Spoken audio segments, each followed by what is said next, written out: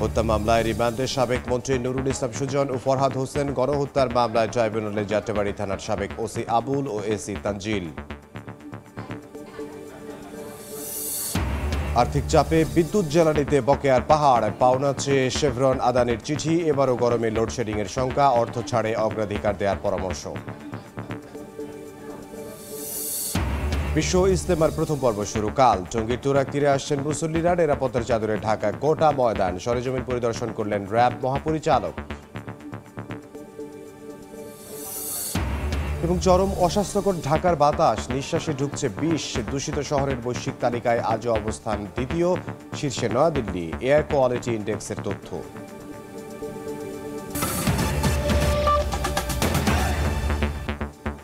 সময় সংবাদের সঙ্গে আছে আমি ইমদাদুল হক। এই মুহূর্তে নিউ ইয়র্কে আছেন সহকর্মী হাসানুজ্জামান সাকি। সরাসরি যাব তার কাছে। সাকি, ধন্যবাদ। এইটি ঘটেছে বুধবার স্থানীয় সময় রাত ৯টার দিকে, যেখানে রোনাল্ড রিগান জাতীয় বিমানবন্দর, সেই বিমানবন্দর এর মধ্যে যে কানসাস থেকে উড্ডয়নরত একটি বিমান আমেরিকান এয়ারলাইন্সের, যেখানে ৬০ জন যাত্রী ছিল এবং ৪ জন পাইলট এবং ক্রু ছিলেন সেই বিমানটিতে, মোট ৬৪ জন। সেই বিমানটি কানসাস থেকে উড্ডয়ন করে এই বিমানবন্দরে কি অবতরণ করছিল কিনা, নাকি এই বিমানবন্দর থেকে উড্ডয়ন করে অন্য কোনো অঙ্গরাজ্য যাচ্ছিল কিনা, এই বিষয়গুলো এখনও পরিষ্কার নয়। তবে এই বিমানবন্দরের কাছাকাছি সামরিক একটি হেলিকপ্টার, যেটিকে এখন বলা হচ্ছে যে প্রশিক্ষণরত একটি হেলিকপ্টার, সেই হেলিকপ্টারের সঙ্গে মুখোমুখি সংঘর্ষ হয় এবং সেই হেলিকপ্টারে আরও ৩ জন পাইলট এবং ক্রু ছিলেন। সব মিলিয়ে ৬৭ জন যে যাত্রী এবং পাইলট এবং ক্রু, তাদের সেই সংঘর্ষ এবং তাদের মধ্যে এখন সেই ৬৭ জনের অবস্থান কি, এই ব্যাপারে কিন্তু গত ৩-৪ ঘন্টায় যে অভিযান চলছে, সেই অভিযানে কিন্তু এখনও পরিষ্কার হয়নি হতাহতের পরিমাণ কি, কতজন আহত হয়েছেন, কতজন নিহত হয়েছেন। তবে যে বিমানটি বিধ্বস্ত হয়েছে সেটি ভার্জিনিয়া অঙ্গরাজ্য এবং যে রাজধানী ওয়াশিংটন ডিসি, সেই অঙ্গরাজ্যের যে মাঝখানে যে পোটোমেক নদী, সেই নদীতে বিধ্বস্ত হয়েছে। ৩০০রও বেশি রেসপন্ডার, তারা বিভিন্ন বাহিনীর, কোস্টগার্ড এবং সামরিক বাহিনী, হেলিকপ্টার, সব কিছু মিলিয়ে অভিযান পরিচালনা হচ্ছে, কিন্তু এখনও পর্যন্ত আহত কিংবা নিহত অবস্থায় কাউকে উদ্ধার করা যায়নি। সেই কারণে বলা সম্ভব হচ্ছে না ৬৭ জনের মধ্যে কতজন আহত হলেন কিংবা কতজন নিহত হলেন। তবে এই ঘটনাটিকে বিগত ২৫ বছর কিংবা তারও বেশি সময়ের মধ্যে সবচেয়ে বড় যুক্তরাষ্ট্রের বিমান দুর্ঘটনা বলে অভিহিত করা হচ্ছে।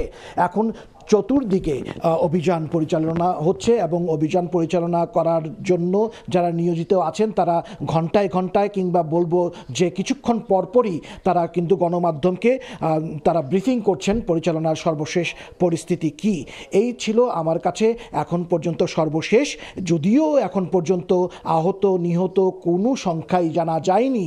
তবে এটিকে বিগত ২৫ বছর কিংবা তারও বেশি সময়ের মধ্যে যুক্তরাষ্ট্রের মধ্যে সবচেয়ে বড় এবং ভয়ঙ্কর বিমান দুর্ঘটনা হিসেবে অভিহিত করা হচ্ছে। এই ছিল আমার কাছে সর্বশেষ। হাসানুজ্জামান সাকি, সময় সংবাদ, যুক্তরাষ্ট্র। নিউ ইয়র্ক থেকে সহকর্মী হাসানুজ্জামান সাকি আমাদেরকে বিমান দুর্ঘটনার সবশেষ খবর জানাচ্ছিলেন। জুলাই অগাস্ট গণহত্যার অভিযোগে যাত্রাবাড়ী থানার সাবেক ওসি আবুল হাসান ও এসি তানজিল আহমেদকে ট্রাইব্যুনালে হাজির করা হয়েছে। এর আগে শিক্ষার্থী ইমাম হাসান তাইম হত্যা মামলায় গত ১৫ ডিসেম্বর হাসানকে জিজ্ঞাসাবাদ করে তদন্ত সংস্থা, আর ৪ ডিসেম্বর ওই মামলায় গ্রেফতার দেখিয়ে কারাগারে পাঠানোর নির্দেশ দিয়েছিলেন ট্রাইব্যুনাল। পাশাপাশি তাকে ৩০ জানুয়ারি ট্রাইব্যুনালে হাজির করারও নির্দেশ দেন। এদিকে রাজারবাগ পুলিশ লাইন্সের উপপরিদর্শকের ছেলে কলেজ শিক্ষার্থী ইমাম হাসান তাইমকে গুলি করে হত্যার ঘটনায় সহকারী পুলিশ কমিশনার তানজিল আহমেদকে ২০ জানুয়ারি গ্রেফতার দেখানো হয়। আজ আবারও তাকে আদালতে হাজির করার নির্দেশ দিয়েছিলেন আন্তর্জাতিক অপরাধ ট্রাইব্যুনাল। ভোটারদের আস্থা ও সচেতনতা বাড়াতে বাংলাদেশকে সহায়তা করবে ইউরোপীয় ইউনিয়ন। সকালে ইউরোপীয় ইউনিয়নের প্রতিনিধি দলের সঙ্গে সাক্ষাৎ শেষে সাংবাদিকদের একথা জানান নির্বাচন কমিশন সচিব আখতার আহমেদ। এছাড়াও প্রবাসী ভোটারদের ভোটের ব্যবস্থা নিশ্চিত করতে কাজ চলছে বলেও জানান তিনি। ইলেকশন কমিশন সচিবালয়ে যে এক্সচেঞ্জ অফ আইডিয়াস হয়েছে, সেটা সম্পর্কে আমাদেরকে ওনাদের ফিডব্যাক দিতে এসছেন। সব লেভেলেই একটাই কথা যে ওনারা কমিটমেন্ট আছে for free fair and credible election, এবং এটাই ওনারা খুব সুন্দরভাবে আমাদেরকে বলেছেন। প্রবাসী ভোটার তাদেরকে কি করে আমরা ভোট ব্যবস্থাপনার মধ্যে আনতে পারি সে বিষয়ে আমরা বলেছি যে তাদের জন্য পরামর্শ বা যদি কোনো মডেল থাকে আমাদের কাছে শেয়ার করতে, এবং ওনারা বলেছেন যে এটা ওনারা বিবেচনায় রাখবেন। থ্রি হুইলার ও সমজাতীয় যানের সুষ্ঠু ব্যবস্থাপনা ও নিয়ন্ত্রণ নীতিমালা দ্রুত গেজেটে প্রকাশ সহ ৮ দাবিতে অবস্থান কর্মসূচি পালন করছে রিকশা, ব্যাটারি রিকশা, ভ্যান ও ইজি বাইক সংগ্রাম পরিষদ। বেলা ১১টায় জাতীয় প্রেস ক্লাবের সামনে এই কর্মসূচি শুরু হয়। আন্দোলনকারীরা জানান, নীতিমালা প্রণয়নে ২০১৭ সালে কাজ শুরু করে সংগ্রাম পরিষদ, ২০২১ সালে তা চূড়ান্ত করে সড়ক পরিবহন ও সেতু মন্ত্রণালয়ে জমা দেওয়া হয়। লম্বা সময় পার হলেও এখনও সে বিষয়ে কোনো উদ্যোগ নেয়নি সরকার। এ সময় দাবি মেনে না নিলে ফেব্রুয়ারিতে আরও কঠোর আন্দোলনের হুঁশিয়ারি দেন সংগঠনের নেতারা। বাস মালিক সমিতির ডাকা ধর্মঘট প্রত্যাহার করায় প্রায় ৩৪ ঘন্টা পর ভোলার অভ্যন্তরীণ রুটে বাস চলাচল শুরু হয়েছে। এদিকে বরিশালেও কর্মবিরতি প্রত্যাহার করায় স্বাভাবিক হয়েছে বাস চলাচল। সকালশ্রেষ্ঠ, মোস্তফা কামাল বাস টার্মিনাল থেকে চর ফ্যাশন, লালমোহন, তজুমুদ্দিন সহ দূরপাল্লার উদ্দেশ্যে ছেড়ে গেছে বাস। একই সময়ে জেলার বিভিন্ন উপজেলা থেকে জেলা সদরের উদ্দেশ্যে বাস আসতে শুরু করে। এতে স্বস্তি ফিরেছে যাত্রীদের মাঝে। এদিকে বরিশালের রূপাতলী বাস টার্মিনালের শ্রমিকদের নিরাপত্তার দাবিতে ডাকা ধর্মঘট ১৩ ঘন্টা পর প্রত্যাহারের পর থেকে শুরু হয়েছে বাস চলাচল। গাড়ি চলাচল যেটা অবরোধ ছিল সেটা আজকে থেকে প্রত্যাহার হয়েছে। সকাল ৬টা থেকে আমাদের নিয়মিত গাড়ি চলাচল করছে ভোলা টু চর ফ্যাশন পর্যন্ত। যাত্রী উপস্থিতি একটু কম, কালকে তো বন্ধ ছিল, এখনো জানাজানি হলে সামনের দিকে আরো বাড়বো যাত্রী। বাস এখন চলাচল শুরু হচ্ছে, আমরা যাত্রীরা স্বস্তি পাচ্ছি। গতকালকে গাড়ি বন্ধ ছিল, আমাদের অফিসে যাইতে অনেক কষ্ট হয়েছে। আজকে গাড়ি ছাড়ছে, আমাদের অনেক সুবিধা হয়েছে, অফিসে যাইতে পারবো সময় মতো। বিপুল পরিমাণ দায় দেনার কারণে আর্থিক চাপে দেশের বিদ্যুৎ ও জ্বালানি খাত। পিডিবি আর পেট্রোবাংলার কাঁধে এখন ৬৫,০০০ কোটি টাকার বেশি বকেয়া। এরই মধ্যে পেট্রোবাংলাকে মার্কিন কোম্পানি শেভরন ও পিডিবিকে ভারতীয় কোম্পানি আদানি বকেয়া পরিশোধের জন্য চিঠি দিয়েছে। সংশ্লিষ্টদের আশঙ্কা, বড় অঙ্কের আর্থিক চাপ থাকায় এবারও গরমে ব্যাহত হতে পারে বিদ্যুতের স্বাভাবিক সরবরাহ। সালাউদ্দিন ডিয়ার ছবিতে ফারুক ভূঁইয়া রবিনের রিপোর্ট। আর্থিক টানাপোড়েন আর ডলার সংকটে গত ৩ বছর ধরেই দেখা যায় পর্যাপ্ত জ্বালানির অভাবে সর্বোচ্চ চাহিদার সময়েও বন্ধ রাখতে হচ্ছে উল্লেখযোগ্য সংখ্যক বিদ্যুৎ কেন্দ্র। ফলে গরমের সময় সইতে হয় তীব্র লোডশেডিং। জেঁকে বসা আর্থিক সে বেহাল দশা থেকে এখনও বেরোতে পারেনি বিদ্যুৎ খাত। বেসরকারি বিদ্যুৎ কেন্দ্রগুলোর দাবি, পিডিবির কাছে পাওনা ঠেকেছে ১৬,০০০ কোটি টাকায়। আর এই অর্থ সংকটের কারণে এবারও মিলছে না গরমে চাহিদা মাফিক বিদ্যুৎ উৎপাদনের নিশ্চয়তা। Definitely concerning. আমরা যে তেল ইম্পোর্টটা করবো কখন থেকে করবো, আমার 6 মাস অলরেডি পেন্ডিং আছে।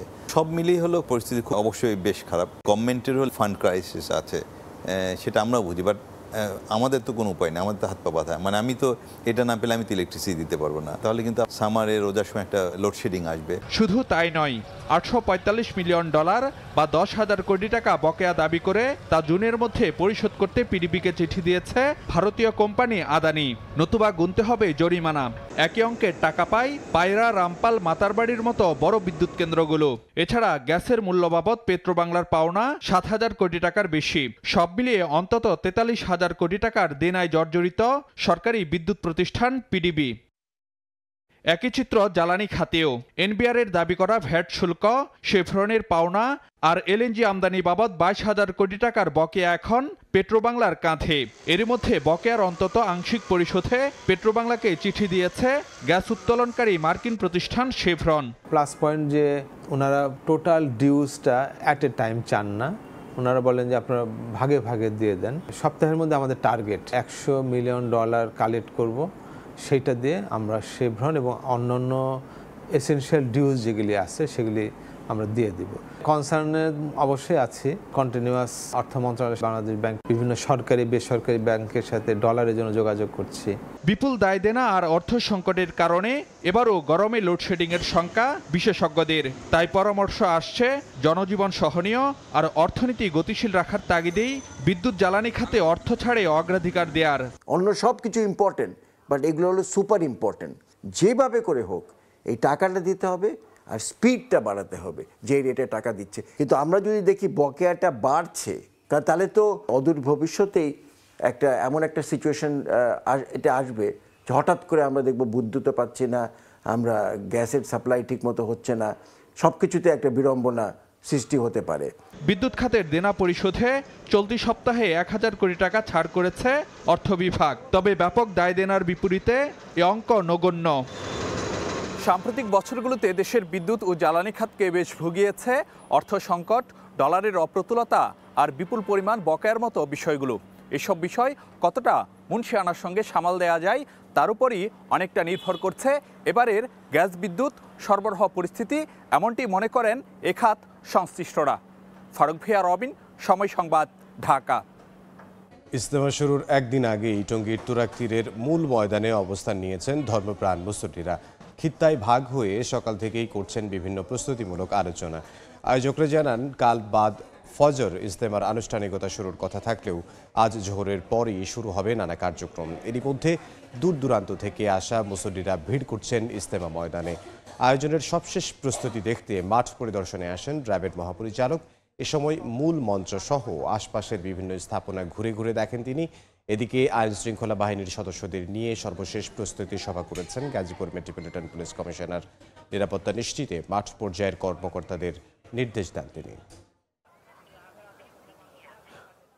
আমরা সাদা পোশাকে নিরাপত্তা ব্যবস্থা নিয়েছি, আমরা ওয়াচ টাওয়ারের মধ্যে নিরাপত্তা ব্যবস্থা নিয়েছি, আমরা ফুড পেট্রোলের মাধ্যমে নিরাপত্তা ব্যবস্থা নিয়েছি, আমরা পিকেটিংয়ের মাধ্যমে নিরাপত্তা ব্যবস্থা নিয়েছি, আমরা সিসি ক্যামেরা সারাক্ষণই আমরা মনিটর করছি, আমরা ড্রোনের মাধ্যমে মনিটর করছি। ইনশাল্লাহ আমরা সর্বদিক দিয়ে প্রতিটি ইঞ্চি কে কোথায় অবস্থান করছে আমরা পর্যবেক্ষণ করছি এবং নিরাপত্তা জোরদার করেছি। সময় সংবাদে আরও থাকছে। ঢাকা আন্তর্জাতিক বাণিজ্য মেলা শেষ হচ্ছে কাল। ছুটির দিনে সর্বোচ্চ ক্রেতা সমাগমের আশা, আরও এক সপ্তাহ বাড়ানোর দাবি ব্যবসায়ীদের। বিশ্বের দূষিত বাতাসের শহরের তালিকায় আজ ঢাকার অবস্থান দ্বিতীয়। শীর্ষে রয়েছে ভারতের দিল্লি। বৃহস্পতিবার সকাল 8:15টার দিকে বায়ুর মান পর্যবেক্ষণকারী সংস্থা এয়ার কোয়ালিটি ইন্ডেক্স AQI সূচক থেকে তথ্য জানা গেছে। এ সময়ে ঢাকার বায়ুর মান স্কোর ছিল 267। তালিকার শীর্ষে অবস্থান করা দিল্লির বায়ুর মানের স্কোর 328, অর্থাৎ সেখানকার বায়ু দুর্যোগপূর্ণ বা বিপজ্জনক পর্যায়ে রয়েছে। 3-এ রয়েছে উগান্ডার রাজধানী কাম্পালা, সেখানকার বায়ুর মান 194, অর্থাৎ অস্বাস্থ্যকর। 4-এ থাকা ইরানের রাজধানী তেহরানের বায়ুর মান 183, অর্থাৎ খুব অস্বাস্থ্যকর। 5-এ থাকা ভিয়েতনামের হানয়ের বায়ুর মান 181। মাদকের মামলায় যুবলীগের বহিষ্কৃত নেতা ইসমাইল হোসেন চৌধুরী সম্রাটের বিচার শুরুর আদেশ দিয়েছেন আদালত। জামিন বাতিল করে তার বিরুদ্ধে গ্রেফতারি পরোয়ানা জারি করেছেন বিচারক। এদিকে জ্ঞাত আয় বহির্ভূত সম্পদ অর্জনের অভিযোগে দুদকের মামলায় আলোচিত ঠিকাদার GK শামীম ও তার মা আয়েশা আক্তারের বিরুদ্ধে রায়ের নতুন তারিখ 17 ফেব্রুয়ারি। বিস্তারিত জানবো, ঢাকা মহানগর দায়রা জজ আদালতে আছেন সহকর্মী আমান নবী। বিস্তারিত জানতে সরাসরি যাব তার কাছে। আমান, আজ সকাল থেকে ঢাকা মহানগর দায়রা জজ আদালতে এবং এখানকার যে বিশেষ জজ ট্রাইব্যুনাল রয়েছে সেখানে কিন্তু বেশ কয়েকটি মামলার শুনানির তারিখ ধার্য ছিল এবং একাধিক মামলার আজ আদেশ হওয়ার কথা ছিল। সে সমস্ত মামলায় কিন্তু আজ নতুন কিছু পরিবর্তন এসেছে। আমরা শুরুতে জানিয়ে রাখতে চাই GK শামীমের কথা, যিনি আলোচিত ব্যবসায়ী ঠিকাদার, এবং তার মা আয়েশা আক্তারের বিরুদ্ধে যে 297 কোটি 8 লাখ টাকার অবৈধ সম্পদ অর্জনের অভিযোগ এনেছিল দুদক 2019 সালে। সেই মামলাটি কিন্তু আজ একটি নতুন গতি নিয়েছে এবং আমরা জেনেছি আজ এই তারিখটি নতুন করে নির্ধারণ করা হয়েছে। আগামী 17 ফেব্রুয়ারি কিন্তু নতুন করে তারিখ ঘোষণা করা হয়েছে। পাশাপাশি আমরা আজ সকাল থেকে দেখেছি খুলনা 2 আসনের সাবেক সংসদ সদস্য মিজানুর রহমান মিজান, তাকে কিন্তু আজ সকালে আদালতে আনা হয়েছে এবং তার বিরুদ্ধে দুদকের যে মামলাটি রয়েছে সেই মামলাটির শুনানি এখনও পর্যন্ত চলমান। পাশাপাশি রমনা থানার দায়ের করা যে মামলাটিতে ঢাকা মহানগর দক্ষিণ যুবলীগের অব্যাহতিপ্রাপ্ত সভাপতি ইসমাইল চৌধুরী সম্রাট তার বিরুদ্ধে কিন্তু চার্জ গঠনের আদেশ দিয়েছে আদালত। একই সাথে তার বিরুদ্ধে গ্রেপ্তারি পরোয়ানা জারির জন্য আদালত থেকে আদেশ হয়েছে। পাশাপাশি জমি জমা সংক্রান্ত অর্থ আত্মসাতের মামলায় নর্থ সাউথ বিশ্ববিদ্যালয়ের ট্রাস্টি বোর্ডের 4 সদস্য সহ 9 জনের বিরুদ্ধে কিন্তু চার্জ গঠন শুনানি এবং সেটার জন্য একটি নতুন তারিখ ঘোষণা করা হয়েছে 12ই মে। পাশাপাশি জানিয়ে রাখতে চাই ডাক্তার ইশিতা যিনি র্যাবের প্ররোচনায় বলা হয়ে থাকে তিনি গুম ছিলেন, সেই ডাক্তার ইশিতার বিরুদ্ধে কিন্তু মাদকের মামলা ছিল। সেই মামলাটির আজকে কিন্তু রায় ঘোষণার কথা ছিল। সেই মামলাটি কিন্তু আগামী 20 তারিখ ডাক্তার ইশিতার বিরুদ্ধে সেই মামলাটির রায়ের নতুন তারিখ ঘোষণা করা হবে বলে আমরা জানতে পেরেছি। এই ছিল আজ ঢাকা মহানগর দায়রা জজ আদালত থেকে আমার কাছে সর্বশেষ। সহকর্মী আমার নবী সিএমএম কোর্ট থেকে। শেষের দিকে ঢাকা আন্তর্জাতিক বাণিজ্য মেলা কাল নামতে যাচ্ছে পর্দা। শেষ মুহূর্তে সর্বোচ্চ ক্রেতা দর্শনার্থী সমাগমের আশায় ব্যবসায়ীরা। এই মুহূর্তে মেলা প্রাঙ্গণে আছেন সহকর্মী ইয়ানুর সিফাত। আমরা সরাসরি যাব তার কাছে। ইয়ানুর, পূর্বাচলে অনুষ্ঠিত ঢাকা আন্তর্জাতিক বাণিজ্য মেলার পর্দা নামতে যাচ্ছে আর মাত্র একদিন পর, এবং শেষ মুহূর্তে এসে অনেক বিক্রেতারাই দাবি করছেন মেলার সময়সীমা যেন আর 1 সপ্তাহ বা কমপক্ষে একদিন অর্থাৎ শনিবার পর্যন্ত হলেও যেন বাড়ানো হয়, কারণ শনিবার যেহেতু সাপ্তাহিক ছুটির দিন এবং সেদিন স্বাভাবিকভাবে মেলায় ক্রেতা সমাগম বেশি হবে এবং এর জন্যই বিক্রেতারা আশা করছেন যদি মেলার একদিন বাড়ানো হয় তাহলে সেদিন তারা ভালো বিক্রি করতে পারবেন পণ্য। তাই তারা চাচ্ছেন যে মেলার সময়সীমা যেন শনিবার পর্যন্ত হলেও বাড়ানো হয়। এদিকে ইপিবি বলছে তারা এ বিষয়ে এখনও তেমন কোনো সিদ্ধান্ত নেয়নি, তবে আমরা যতটুকু জেনেছি যে এই বিষয়ে সিদ্ধান্ত হয়তো আজকে দিনের শেষ অর্থাৎ বিকেলের দিকে হয়তো আমরা জানতে পারবো যে মেলার সময়সীমা একদিন বাড়ানো হবে কিনা, কারণ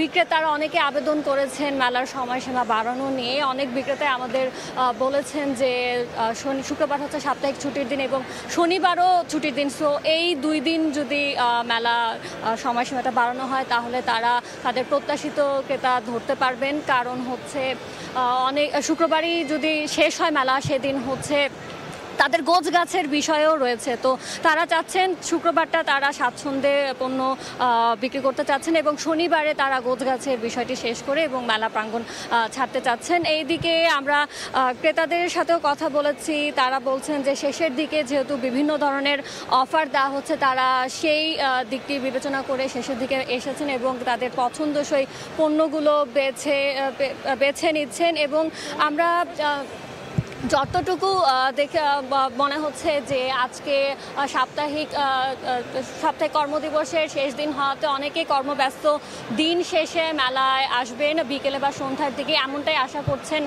বিক্রেতারা। তো এই ছিল আমার কাছে ঢাকা আন্তর্জাতিক বাণিজ্য মেলা প্রাঙ্গণ থেকে সবশেষ সংবাদ। ইয়ানুর সিফাত জানাচ্ছিলেন ঢাকা আন্তর্জাতিক বাণিজ্য মেলার খবর। 3 জনের নাম বাদ দিয়ে বাংলা একাডেমি সাহিত্য পুরস্কারের নতুন তালিকা প্রকাশ করা হয়েছে। বাদ পড়েছেন মোহাম্মদ হান্নান, ফারুক নওয়াজ ও সেলিম মোর্শেদ। বাংলা একাডেমির ভেরিফাইড ফেসবুক পেজ থেকে এই তথ্য জানা গেছে। বুধবারের সভায় লেখক তালিকা চূড়ান্ত করা হয়। এর আগে গত 23 জানুয়ারি বাংলা একাডেমি সাহিত্য পুরস্কার 2024-এর জন্য 10 জনের নাম ঘোষণা করা হয়। পরে 25 জানুয়ারি তালিকাটি স্থগিত করা হয়। বাংলা একাডেমির পক্ষ থেকে বলা হয়েছিল কারো বিষয়ে কিছু অভিযোগ আসায় তালিকাটি স্থগিত করা হলো। স্থগিতের ঘোষণার পর 27 জানুয়ারি কথাসাহিত্যিক সেলিম মোর্শেদ পুরস্কার প্রত্যাখ্যানের ঘোষণা দেন। এদিকে পুরস্কার নিয়ে বিতর্কের জেরে বাংলা একাডেমির নির্বাহী কমিটির পদ থেকে পদত্যাগ করেছেন কবি সাজ্জাদ শরীফ ও মোর্শেদ শফিউল হাসান। চট্টগ্রাম বন্দরের খোলা শেডে পড়ে থাকা 297টি গাড়ি নিয়ে চরম বেকায়দায় পড়েছে শুল্ক বিভাগ। মামলা থাকায় 195টি গাড়ি যেমন নিলামে তোলার ক্ষেত্রে প্রতিবন্ধকতা রয়েছে, আবার বাকি 102টি গাড়ি আদৌ চলাচল উপযোগী রয়েছে কিনা তা জানতে রিপোর্ট চাওয়া হচ্ছে বিআরটিএর কাছে। অথচ এসব গাড়ি দ্রুত শেড থেকে সরিয়ে নিতে চাপ দিয়ে যাচ্ছে বন্দর কর্তৃপক্ষ। নূরজামান আতিকের ক্যামেরায় বিস্তারিত জানাচ্ছেন কমল দেব। গত ২০ বছরের বেশি সময় চট্টগ্রাম বন্দরের শেডে পড়ে থাকা ২৯৭টি গাড়ির মধ্যে ১৯৫টির বিরুদ্ধে মামলা রয়েছে উচ্চ আদালতে। অবশেষে বিষয়টি নিশ্চিত হতে পেরেছে কাস্টমস কর্তৃপক্ষ। আমদানি করা এসব গাড়ি ডেলিভারি না হয় ঢাকা পড়ে গণজঙ্গলে। এগুলো সরিয়ে নিতে বন্দরের পক্ষ থেকে চাপ সৃষ্টি করা হলে অনুসন্ধানের নামে চট্টগ্রাম কাস্টম হাউস। অন্যান্য নতুন গাড়ির জাহাজ যখন আসে তখন গাড়িগুলো রাখতে আমাদের হিমশিম খেতে হয়, আর এই স্পেসটা খালি হলে আমরা অন্য গাড়ি রাখতে পারি, আমাদের একটু রেভিনিউ জেনারেট হয়। ইম্পোর্টার যে টাকা খরচ করেছে ওই টাকাটা আমার বাইরে চলে গেছে, বাট এই গাড়িগুলো থেকে আমি কোনো রেভিনিউ পাইনি। আবার এই গাড়িগুলোর এখন ব্যবহার উপযোগিতাও নাই যে এই গাড়িগুলো আমার দেশে চলাচল করে এটা কোনো সেবা আমাকে দিতে পারবে। মামলা জটিলতায় আটকে যাওয়া ১৯৫টি গাড়ি আপাতত নিলাম কিংবা স্ক্র্যাপ হিসেবে কেটে ফেলার সুযোগ থাকছে না। অপরদিকে মামলা না থাকা বাকি ১০২টি গাড়ি নিলামে তোলা যাবে কিনা তা নিয়েও রয়েছে সংশয়। বিশেষ করে ২০ থেকে ২২ বছর আগে আমদানি করা এসব গাড়ি চলাচল উপযোগী কিনা তা নিশ্চিত হতে বিআরটি এর কাছে প্রতিবেদন চাওয়া হবে। সেখানে ইতিবাচক ফলাফল এলেও প্রশ্ন থেকে যাবে পুরাতন ও জরাজীর্ণ গাড়ি রাস্তায় নামতে পারবে কিনা তা নিয়ে। যদি এই রকম সিচুয়েশন তৈরি হয় যে আমার নিলাম এগুলি আমি করতে পারছি না, আইনগত জটিলতা আছে বা এই প্রক্রিয়াগুলি শেষ হতে হতে এগুলি ব্যবহার উপযোগিতা শেষ হয়ে যায়, সেক্ষেত্রে এগুলো আমাদের ধ্বংস প্রোগ্রাম যেতে হবে। এদিকে মামলা দ্রুত নিষ্পত্তি করে গাড়িগুলো নিলাম কিংবা আমদানিকারকের বিপরীতে ছাড় করার ব্যবস্থা নেওয়ার কথা বলছেন বারবিরা নেতারা। আরও বেশি পাওয়ার আশায় যখন গাড়িগুলো নিলামে দেওয়ার গভর্নমেন্ট চেষ্টা করে, আসলে শেষ পর্যায়ে গিয়ে গাড়ি বেশি পাওয়া যায় না, গাড়িগুলো আরও নষ্ট হয়ে যাওয়ার কারণে প্রথম বিটের চেয়ে আরও কম দামে গাড়িগুলো বিক্রি হয়। শেডে দামি মডেলের প্রাইভেট কার, পাজেরো, মাইক্রোবাস যেমন রয়েছে তেমনি রয়েছে বেশ কিছু পিকআপ এবং ট্রাক। বিদেশ থেকে আমদানি করা ৭৪টি গাড়ি নিলামে বিক্রি করতে না পেরে অন্তত ৬ মাস আগে কেটে স্ক্র্যাপ করা হয়েছে, কিন্তু নানা জটিলতায় সে স্ক্র্যাপ এখনও বিক্রি করা যায়নি। এর মাঝে নতুন করে যুক্ত হচ্ছে ২৯৭টি গাড়ি। এসব গাড়ি কি কাটা হবে নাকি নিলামে বিক্রি হবে সে সিদ্ধান্ত নিতে পারছে না Chittagong custom house. Chittagong custom হাউসের নিলাম শেড থেকে কমল দে, সময় সংবাদ। ভারতীয় ভিসা জটিলতায় চুয়াডাঙ্গার জয়নগর চেকপোস্ট দিয়ে পাসপোর্টধারী যাতায়াত কমে নেমেছে অর্ধেকে। গেল ডিসেম্বর পর্যন্ত ৬ মাসের তথ্য বিশ্লেষণে মিলেছে এমন তথ্য। এতে ব্যাপকভাবে কমেছে রাজস্ব আদায়। চুয়াডাঙ্গা প্রতিনিধি মাহফুজ মামুনের তথ্য ও ছবি নিয়ে রিপোর্ট। পর্যটন, স্বাস্থ্যসেবা কিংবা কেনাকাটা, এমন নানা প্রয়োজনে ভারত যান বাংলাদেশিরা। তবে গেল আগস্টে সরকার পতনের পর বদলে গেছে সেই চিত্র। জরুরি চিকিৎসা ব্যতীত ভ্রমণ ও ব্যবসায়িক ভিসা বন্ধ করে দিয়েছে দেশটি। এতে চুয়াডাঙ্গার জয়নগর চেকপোস্ট দিয়ে বাংলাদেশ ভারত যাতায়াতকারী যাত্রীর সংখ্যা কমেছে ব্যাপক। পরিসংখ্যান বলছে গেল জুলাইয়ে এই চেকপোস্ট দিয়ে ভারত বাংলাদেশ যাতায়াত করেছেন ১৬,৬৪৪ জন। আগস্টে কমে নামে ১২,৩০৩ জনে। পরের মাসে কিছুটা বেড়ে ১৫,৯৪২ জনে দাঁড়ালেও অক্টোবর থেকে কমছে ধারাবাহিকভাবে। অথচ আগের বছর জুলাই থেকে ডিসেম্বর পর্যন্ত এই চেকপোস্ট দিয়ে পাসপোর্টধারী যাত্রী যাতায়াত করেছে দ্বিগুণের বেশি ১,৫২,৮৯৬ জন। যাত্রী কমে যাওয়ার সঙ্গে সঙ্গে কমেছে রাজস্ব আদায়ও। ভিসা দিচ্ছে না ইন্ডিয়ান হাই কমিশনারে, কিছুমাত্র মেডিকেল ভিসা দিচ্ছে, এদিকে কিছু লোকজন যাতায়াত করছে। এখানে যারা ব্যবসায়ীরা আছে তারাও কিন্তু অনেকটাই মানবতার জীবনযাপন করছে। ভিসা যদি না পাই ভবিষ্যতে, সেক্ষেত্রে আমাদের চিকিৎসা কার্যক্রম ব্যাহত হবে। কূটনৈতিক সমস্যা বন্ধ করুন, মানুষের সাধারণ জীবনযাত্রা তাদের ফিরে আসতে সাহায্য করুন। দিল্লি সরকার এই বিষয়টা তারা খুব আন্তরিক হবেন এবং ভিসাটা সহজ করবেন। ভিসা জটিলতা দূর হলে আবারও রাজস্ব আহরণ বাড়বে বলে প্রত্যাশার কথা জানান জয়নগর চেকপোস্টের এই কর্মকর্তা। ভারত তাদের ভিসা নীতি পুনর্বিবেচনা করে বাংলাদেশি যাত্রীদের পুনরায় ভারতে যাওয়ার জন্য ট্যুরিস্ট ভিসা এবং বাণিজ্য ভিসা প্রদান করতে থাকে, তাহলে জয়নগর চেকপোস্ট দিয়ে রাজস্ব আদায় পুনরায় বৃদ্ধি পাবে। গেল জুলাই থেকে ডিসেম্বর পর্যন্ত ৬ মাসে জয়নগর চেকপোস্ট দিয়ে যাত্রী যাতায়াত থেকে ২৫,৩৩,৮০৭ টাকা রাজস্ব আদায় হয়েছে বলে জানিয়েছে জয়নগর কাস্টমস কর্তৃপক্ষ। সময় সংবাদ, চুয়াডাঙ্গা। আন্তর্জাতিক অপরাধ ট্রাইব্যুনালে কথা বলছেন প্রসিকিউশন, সরাসরি যাচ্ছে সেখানে।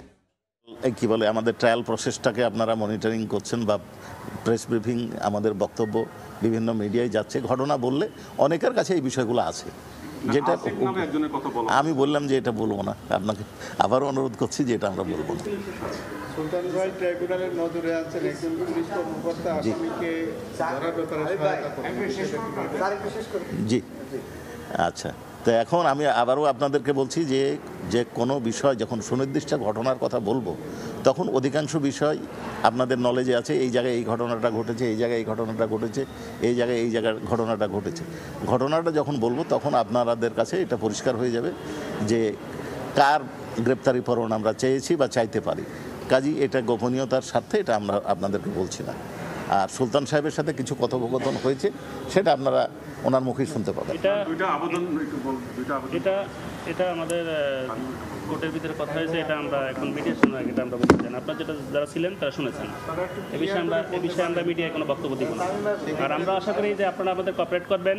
আমরা কাদের বিরুদ্ধে ওয়ারেন্ট অফ অ্যারেস্ট চেয়েছি এটা আমরা আশা করি যে আপনারা এটা এই বিষয়ে আমাদের কাছে পেড়াপিড়ি করবেন না, পেড়াপিড়ি করবেন না, কারণ এটা আমাদের আপনার পজিশনে কি যে আপনারা বলবেন না কোনটা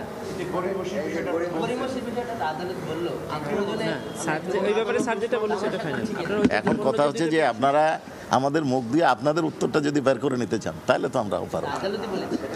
ট্রাইব্যুনাল তো আপনারা যে ছিলেন সেটা শুনেছেন।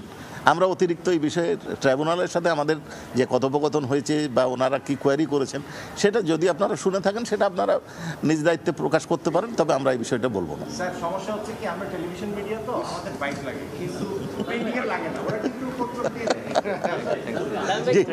জি, অন্য আরো একটি মামলায় আমরা দুটি আবেদন দাখিল করেছিলাম। সেটি হলো তদন্তের ক্ষেত্রে কোনো ডকুমেন্ট বা কোনো থিংস যেন সিজ এবং সার্চ করতে পারে আমাদের ইনভেস্টিগেশন অফিসার, এবং যদি কোনো মামলার সাথে সংশ্লিষ্ট কোনো বস্তু সিজ বা সার্চ করে পেয়ে যায় সেটা যেন এক্সামিন করতে পারে ফ্রম দি প্রপার অথরিটি। সেই দুটি অ্যাপ্লিকেশন করেছিলাম, দুটি অ্যাপ্লিকেশনই মঞ্জুর হয়েছে। এতক্ষণ ধরে এই আলোচনায় চললো। জি, থ্যাংক ইউ, আপনাদের অসংখ্য ধন্যবাদ। আমরা সরাসরি ছিলাম আন্তর্জাতিক অপরাধ ট্রাইব্যুনালে। দেশের বাইরের খবর, তীব্র সমালোচনার মুখে মার্কিন জনগণকে দেয়া ফেডারেল সহায়তা বন্ধের আদেশ প্রত্যাহার করেছে ট্রাম্প প্রশাসন। ফলে যুক্তরাষ্ট্রে বসবাসকারীরা আগের মতোই সব সুযোগ সুবিধা পাবেন, তবে বিদেশি সহায়তা বন্ধে প্রেসিডেন্টের সিদ্ধান্ত বহাল রয়েছে। এদিকে বুধবার অবৈধ অভিবাসী বিরোধী একটি বিলে সই করেছেন ডোনাল্ড ট্রাম্প। নিউ ইয়র্ক থেকে সে খবর জানাচ্ছেন হাসানুজ্জামান সাকি। ডোনাল্ড ট্রাম্প মার্কিন ক্ষমতার মসনদে বসেই একের পর এক তার নির্বাচনী প্রতিশ্রুতি বাস্তবায়ন করে চলেছেন। যুক্তরাষ্ট্রের বাজেট কমাতে ট্রাম্প কেবল বিশ্বের বিভিন্ন দেশকে সহায়তা দেয়াই অনেকাংশে বন্ধ করেননি, মার্কিন জনগণের জন্য ঋণ, অনুদান ও আর্থিক সহায়তা দেওয়ার সিদ্ধান্তের ওপরও স্থগিতাদেশ দেন। ট্রাম্পের ওই নির্বাহী আদেশে যুক্তরাষ্ট্র জুড়ে ব্যাপক প্রতিক্রিয়া দেখা দেয়। মার্কিন জনগণ কি সুযোগ সুবিধা পাবেন আর কি পাবেন না তা নিয়েও বিভ্রান্তি ছড়িয়ে পড়ে। তীব্র সমালোচনা ও প্রশ্নের মুখে অবশেষে পিছু হটেছে হোয়াইট হাউস। নির্বাহী আদেশের দুদিনের মাথায় বুধবার তা প্রত্যাহারের ঘোষণা দিল ট্রাম্প প্রশাসন। হোয়াইট হাউসের ম্যানেজমেন্ট ও বাজেট অফিস প্রেসিডেন্টের নির্বাহী আদেশ প্রত্যাহার সংক্রান্ত নতুন এক স্মারকলিপি জারি করেছে। ট্রাম্পের press secretary Karoline Leavitt x হ্যান্ডেলে দেয়া এক পোস্টে জানিয়েছেন, সোমবার দেয়া প্রেসিডেন্টের নির্বাহী আদেশটি বাতিল করা হয়েছে, তবে বেশ কিছু ক্ষেত্রে বিদেশি সহায়তা স্থগিত করার প্রেসিডেন্টের সিদ্ধান্ত বহাল আছে বলে জানিয়েছেন তিনি। যুক্তরাষ্ট্রের বিভিন্ন বিশ্ববিদ্যালয়, অলাভজনক সংস্থা, দুর্যোগ সহায়তা, স্থানীয় আইন শৃঙ্খলা রক্ষাকারী বাহিনী, বয়স্ক ভাতা এবং প্রয়োজনীয় খাদ্য সরবরাহের জন্য প্রতি বছর কয়েক লাখ কোটি ডলার ঋণ, অনুদান ও আর্থিক সহায়তা দেয় কেন্দ্র সরকার। ট্রাম্পের সিদ্ধান্ত বাতিলের ফলে স্বস্তির দেখা মিলেছে মার্কিন জনগণের মধ্যে। এদিকে হোয়াইট হাউসে প্রত্যাবর্তনের পর প্রথমবার কংগ্রেসে পাশ হওয়া একটি বিলে সই করেছেন ডোনাল্ড ট্রাম্প। এই আইনের ফলে মেক্সিকো সীমান্তে অভিবাসন প্রত্যাশীদের ঠেকাতে এবং যুক্তরাষ্ট্রের অভ্যন্তরে বৈধ কাগজপত্রহীনদের গ্রেফতার ও তাদের বহিষ্কারে আইন শৃঙ্খলা রক্ষাকারী বাহিনীকে আরও শক্তিশালী করবে। হাসানুজ্জামান সাকি, সময় সংবাদ, নিউ ইয়র্ক। এ পর্যায়ে শীর্ষ সংবাদগুলো জানিয়ে দিচ্ছে আরও একবার। হত্যা মামলায় রিমান্ডের সাবেক মন্ত্রী নুরুল ইসলাম সুজন ও ফরহাদ হোসেন, গণহত্যার মামলায় ট্রাইব্যুনালে যাত্রাবাড়ী থানার সাবেক ওসি আবুল ও এসি তানজিল। এবং আর্থিক চাপে বিদ্যুৎ জ্বালানিতে বকেয়ার পাহাড়, পাওনা চেয়ে শেভরন আদারের চিঠি, এবারও গরমে লোডশেডিং এর শঙ্কা, অর্থ ছাড়ে অগ্রাধিকার দেওয়ার পরামর্শ।